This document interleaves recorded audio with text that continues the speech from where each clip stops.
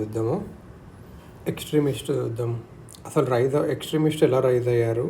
Face of militant nationalism or radical politics.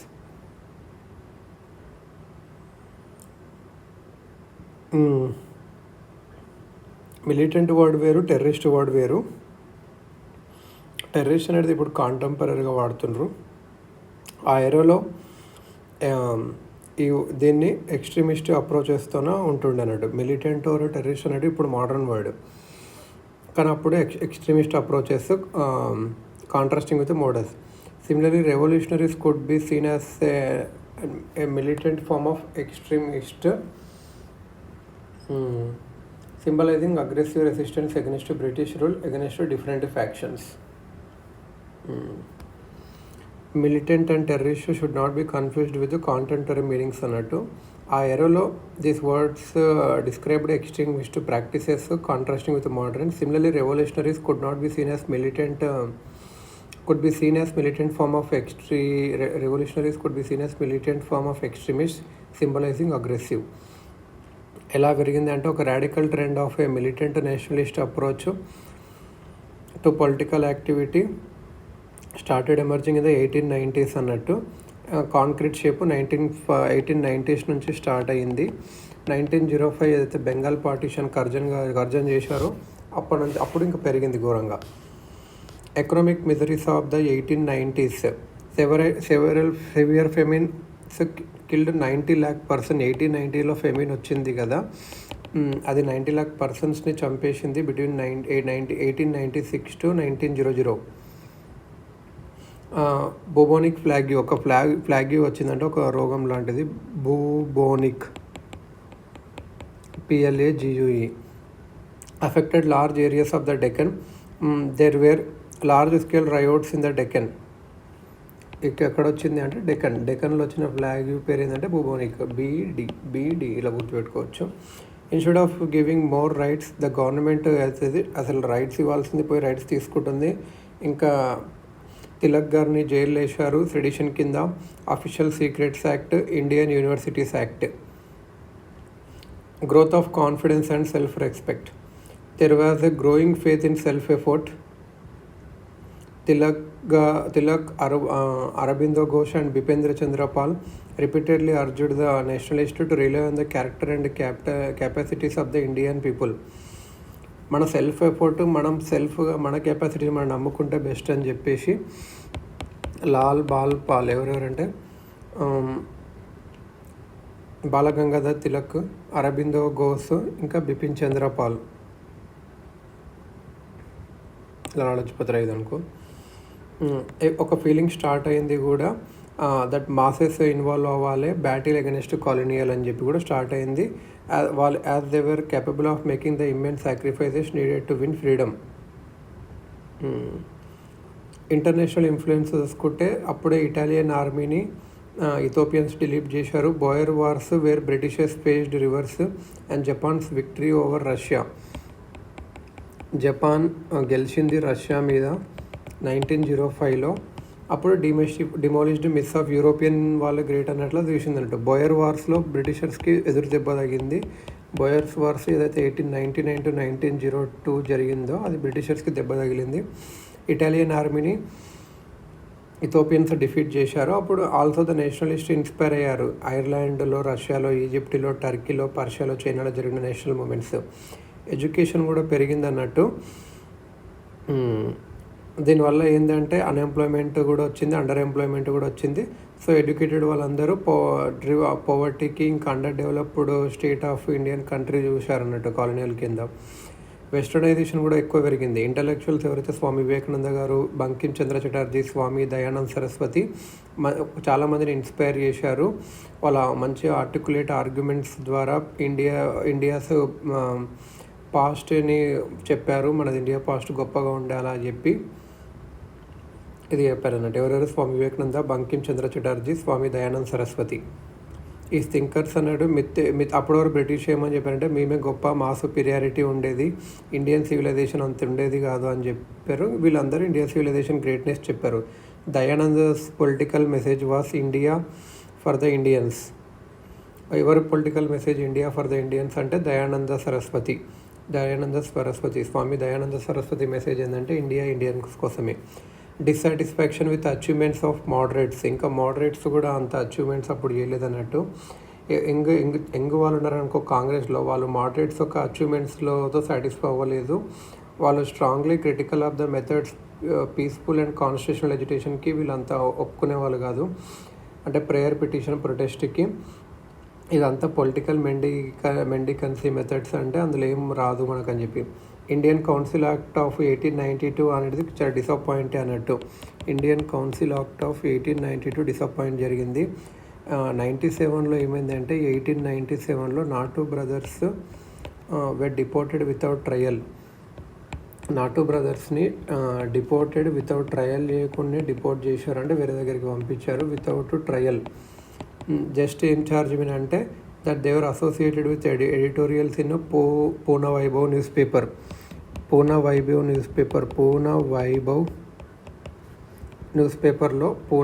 అనే news పేపర్లో నాటు బ్రదర్స్ ఏదో రాశారని చెప్పి ట్రయల్ చేయకుండా డిపోర్ట్ చేశారు 1897లో. 97లో ఏమైందంటే తిలక్ గారిని ఇంకా వేరే అదర్ ఎడిటర్స్ని వేరే సెంటెన్స్ టు లాంగ్ టర్మ్ జైల్లో వేశారు. ఎందుకంటే పబ్లిక్ని రెచ్చగొడుతున్నారు అట్లా అని చెప్పి తిలక్ గారిని జైల్లో వేశారు అన్నట్టు ఎడిటర్స్ని. 98లో feeling of dissatisfaction towards the British government was made and ఒక feeling of disaffection towards the British government. ఒకవేళ మనం బ్రిటిష్ గవర్నమెంట్ని అఫెక్ట్ చేయకపోతే మన మీద కేసు ఇస్తారు అన్నట్టు, అట్లా చేశారు అన్నట్టు. కోల్కత్తా 1899లో ఏమైందంటే కోల్కత్తా కార్పొరేషన్లో నెంబర్ ఆఫ్ ఇండియన్ మెంబర్స్ని తగ్గించారు. 1904లో ఇండియన్ అఫీషియల్ సీక్రెట్స్ యాక్ట్ని ఓఎస్ని పాస్ అయ్యారు. ఇది ఫ్రీడమ్ ఆఫ్ ప్రెస్ తగ్గించింది. తిలక్ కాంగ్రెస్ని ఏమని డిస్క్రైబ్ చేశారు అంటే a Congress of flatterers and the Congress session as a holiday recreation. అంటే కాంగ్రెస్ ఆఫ్ ఫ్లాటరర్స్గా తిలక్ గారు అన్నారు అన్నట్టు. Congress of flatterers and session ఏమో హాలిడే రిక్రియేషన్ లాగా అంటే క్రిటిసైజ్ చేశారు అన్నట్టు, కాంగ్రెస్ ఏం పని చేయట్లేదని. తిలక్ గారు 1880లో న్యూ ఇంగ్లీష్ స్కూల్ ఫౌండ్ చేశారు. అదే లేటర్ ఏమైందంటే ఫెర్గ్యూసన్ కాలేజ్ అయింది. తను ఆర్మ్డ్ స్ట్రగుల్లో బిలీవ్ చేయలేదు. రాదర్ ఈ felt that Indians should withdraw from all active cooperation. Tilak గారు ఆర్మ్డ్ స్ట్రగుల్లో బిలీవ్ చేయలేదు. ఏం ఫెల్ట్ అయ్యారంటే ఇండియన్స్ అనే వాళ్ళు active cooperation with British withdraw చేసుకోవాలి అండ్ స్వరాజ్ని అటెండ్ చేయాలి. సెల్ఫ్ హెల్ప్ ద్వారా, డిటర్మినేషన్ ద్వారా, సాక్రిఫైస్ ద్వారానే చేయగలాలి. బ్రిటిషర్స్కి హెల్ప్ చేయకూడదు. వైలెంట్ మెథడ్ కూడా తిలక్ గారు సాక్రిఫైస్ ద్వారానే అవుతుంది అన్నట్టు. Swaraj is my birth right and I shall have it అనే స్లోగన్ ఇచ్చింది ఎవరంటే బాలగంగాధర్ తిలక్. ఈయన ఫైన్ చేసింది ఏంటంటే న్యూ ఇంగ్లీష్ స్కూలు. ఇది లేటర్గా ఏమైందంటే ఫెర్గ్యూసన్ కాలేజ్ అయింది. 1880 ఫెర్గ్యూసన్ కాలేజ్ అయింది, FERGUSSON. సో ఫెర్గ్యూసన్ కాలేజ్ అయింది ఇదన్నట్టు. He was the first Congress leader to serve several terms of imprisonment for speaking his mind. Balagangadhara తిలక్ని చాలాసార్లు జైల్లో వేశారు ఇదన్నట్టు. ఇంకా అప్పుడు కర్జన్ ఉండే కదా, రియాక్షనరీ పాలసీస్ ఏంటివంటే ఒక షార్ప్ రియాక్షన్ క్రియేట్ అయింది Indian mind by Curzon 7-year rule. Curzon 7-year rule చేశాడు in India which was full of missions, commissions, omissions ఇవన్నీ చేశాడు. ఈయన రిఫ్యూజ్ చేశాడు ఇండియాని ఒక నేషన్గా యాక్సెప్ట్ చేయడానికి. అడ్మినిస్ట్రేటివ్ మెజర్స్ ఏమంటే official secrets act, freedom of ప్రెస్ని తగ్గడానికి, Indian universities act, Kolkata cooperation act members తగ్గడానికి, పార్టీషన్ ఆఫ్ బెంగాల్, ఇవన్నీ ఇండియన్స్లో రియాక్షనరీ నేచర్ పెంచేవి, అంటే ఎక్స్ట్రీమిజంకి దారి తీసేవి. ఇంకా already militant school of thought ఉండే అన్నట్టు అంతకుముందు కూడా. 20th సెంచరీకి ఏమొచ్చిందంటే 20th సెంచరీకి ఏంటంటే ఒక band of nationalist thinkers emerge అయ్యారు. ఎవరైతే మిలిటెంట్ అప్రోచ్ ఉండాలి పొలిటికల్ వర్క్ కన్నా అని చెప్పి. వీళ్ళు ఎవరంటే Raj Naren Bose, Ashwini Kumar Dutt, Aurobindo Ghosh, Bipin Chandrapal in Bengal, Vishnu Shastri, Chiplunkar and Bal Gangadhar Tilak in Maharashtra. ఎవరెవరంటే లాలా లజపత్ రాయ్, లాలా లజ్పత్ రాయ్ ఎక్కడ అంటే పంజాబ్లో. వీళ్ళందరూ ఎక్స్ట్రీమిస్ట్ మిలిటెంట్ థాట్ ఉన్న వాళ్ళు అన్నట్టు.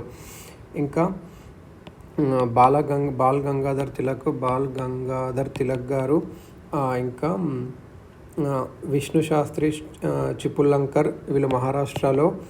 ఇంకా రాజు నరేన్ బోస్, అశ్విని కుమార్ దత్త, అరబిందో ఘోష్, బిపిన్ చంద్రపాల్ వీళ్ళు బెంగాల్లో. తిలక్ అనటానే చాలా out standing representative of Tilak గారు చాలా ఎక్కువ అన్నట్టు. తిలక్ గారు మిలిటెంట్లో చాలా ఎక్కువ. సో తిలక్ గారు, లాలా లజపత్ రాయ్ గారు, Raj Naren Bose, Ashwini Kumar Dutta, Aurobindo Ghosh. The basic tenets of the school of thought ఏంటి అంటే హేట్రెడ్ ఫర్ ఫారినల్ రూల్, ఇంకా స్వరాజ్ అనేది goal of national movement, direct political action అవసరం రిక్వైర్డ్, కెపాసిటీ ఆఫ్ ద మాసెస్ని నమ్మారు, అథారిటీని ఛాలెంజ్ చేయాలండి, పర్సనల్ సాక్రిఫైసెస్ అవసరము, and true nationalist to be always ready for it, sacrifice చేయడానికి కూడా రెడీ ఉండాలంటూ. ఇంకా ట్రైన్డ్ లీడర్షిప్ కూడా పెరిగింది అన్నట్టు. New leadership could provide a proper channelisation of the immense potential for political struggle. అంటే ఒక proper channelisation of the immense potential for political struggle which the masses possessed and as a militant nationalist thought were ready to give expression to. This energy of the masses got released during the movement against the partition of Bengal, which acquired the form of the Swadeshi agitation. They firmly believed that Swaraj could be obtained only through direct political action based on self-reliance, self-sacrifice and strong will. వాళ్ళకు masses మీద నమ్మకం ఉండేది. To make Congress as well as national మూమెంట్స్ని చేయాలంటే mass మూమెంట్సే important అని. India's glorious past నుంచి inspiration పొందారు. మోడ్ ఆఫ్ యాక్షన్ ఏంటి అంటే ఎక్స్ట్రీమిస్ట్ ఐడియాలజీ వాళ్ళది. వీళ్ళ ideology of Swami Vivekananda, Dayananda Saraswati and Bankim Chandra Chatterjee నుంచి ఇన్స్పిరేషన్ అయ్యారు. Programmes and boycott and swadeshi, national education, national scheme of education పెట్టారు స్టూడెంట్స్కి. Who boycotted the government schools and colleges. National scheme of education పెట్టారు ఎవరైతే గవర్నమెంట్ స్కూల్స్ని కాలేజెస్ని బాయ్కాట్ చేశారో. బెంగాల్ కౌన్సిల్ ఆఫ్ నేషనల్ ఎడ్యుకేషన్ని సెటప్ చేశారు Gurudas Banerjee. Bengal council of national education ఎవరు చెప్పారు? Gurudas Banerjee. Non cooperation or passive resistance, cooperative organisations ఇవి అన్నట్టు మెయిన్గా. వర్క్ ఆఫ్ ఎక్స్ట్రీమిస్ట్ చూస్తే 1891లో తిలక్ గారు అపోజ్ చేశారు దేన్ని? ఏజ్ ఆఫ్ కన్సెంట్ బిల్ని. ఇది introduced after the death of child bride from sexual injuries. Oppose చేసింది ఏది? Age of consent bill, CONSCENT consent bill. ఇది ఎప్పుడు ఇంట్రడ్యూస్ చేశారంటే after death of the child bride from sexual injuries. Bill aimed to raise the age of consent for sexual intercourse for all girls, married అయినా unmarried అయినా 10 to 12, violation subject for rape అన్నట్టు. And insisted that British should not interfere in the private life of India అని తిలక్ గారు చెప్పారు. ఇంకా Ganapati festivals, Shivaji festivals. Tilak ఒక news paper ఏంటంటే మహారత్తా ఇంగ్లీష్లో, కేసరి మరాఠాలో. తిలక్ గారు ఏ న్యూస్ పేపర్ అంటే సో ఏజ్ ఆఫ్ కన్సెంట్ బిల్ని అపోజ్ చేశారు తిలక్ గారు. ఇంకా న్యూస్ పేపర్స్ ఏవి అంటే మహార్తా, MAHRATTA మహార్తా, ఇది ఇంగ్లీష్లో. ఇంకా కేసరి ఏమో మహారాష్ట్రలో, కేసరి ఏమో మరాఠీలో. సో డిఫరెంట్ అన్నట్టు. మహార్తా అంటే కన్ఫ్యూజ్ అవ్వదు. మహార్తా అంటే ఇంగ్లీష్లో రాశారు న్యూస్ పేపర్, కేసరి అంటే మరాఠాలో రాశారు, మరాఠీలో. Tilak ousted Gokul and Ranade from Purna Swaraj Sabha, and now the control of Sabha came in the hand of extremists.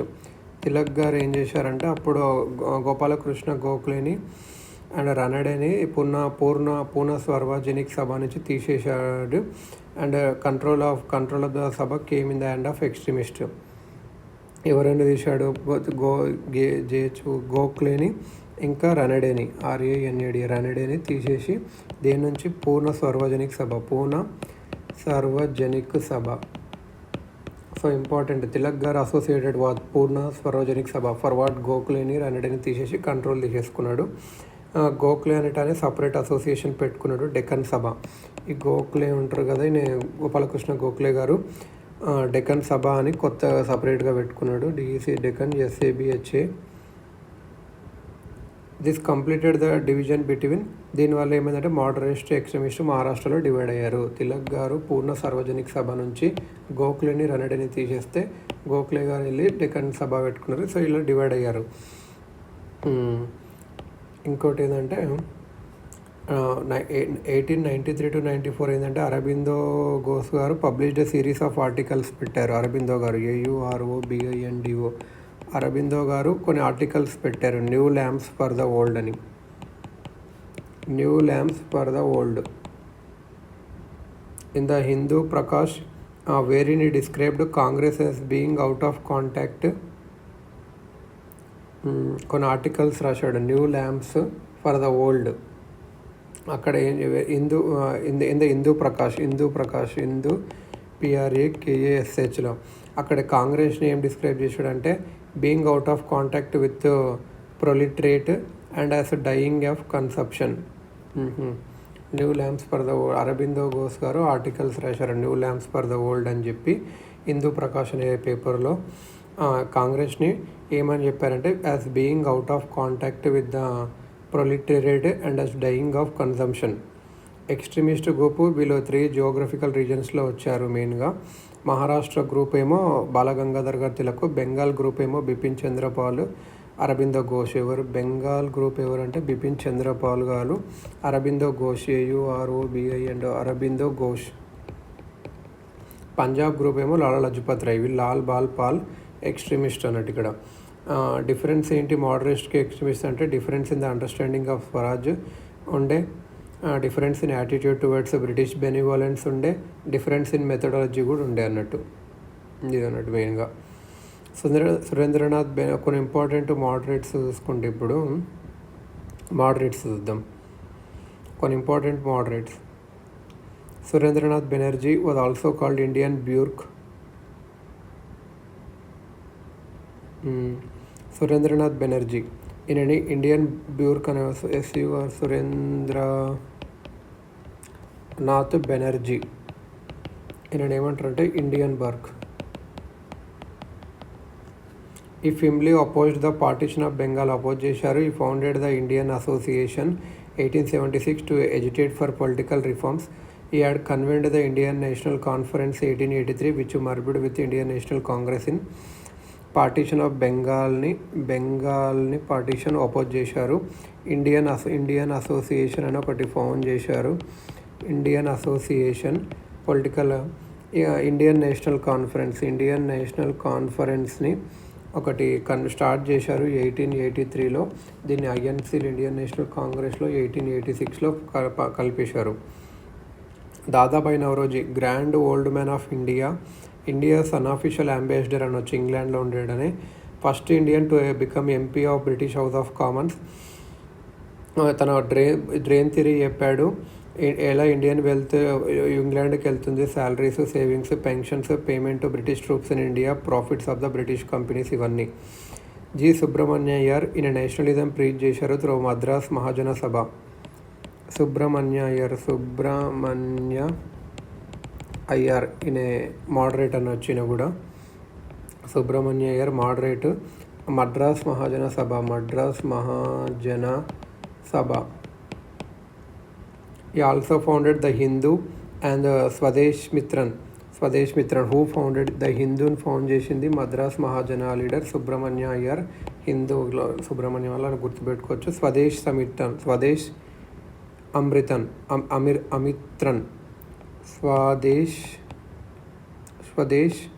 అమిత్రన్ ఇది అన్నట్టు.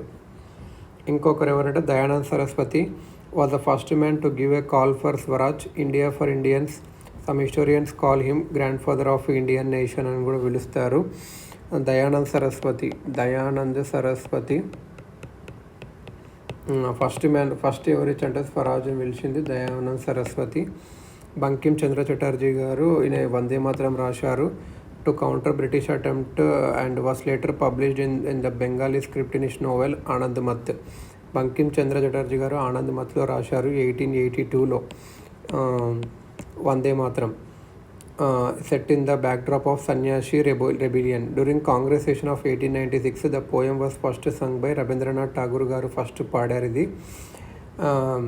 అక్టోబర్ 1937లో Congress adopted the first 2 verses of the song as national song of India. October 1937లో Congress adopt చేసుకుంది 2 verses of Vande మాతరంని national song of India 1937లో చేసిందంటే 10 years before freedom. ఈ novel ఏదంటే ఆనంద్ మత్. ఎవరు ఫస్ట్ సాంగ్ చేసింది ఎవరంటే రవీంద్రనాథ్ ఠాగూర్ గారు వాడారు. 1882లో కంపోజ్ చేశారు ఇది అన్నట్టు మెయిన్గా.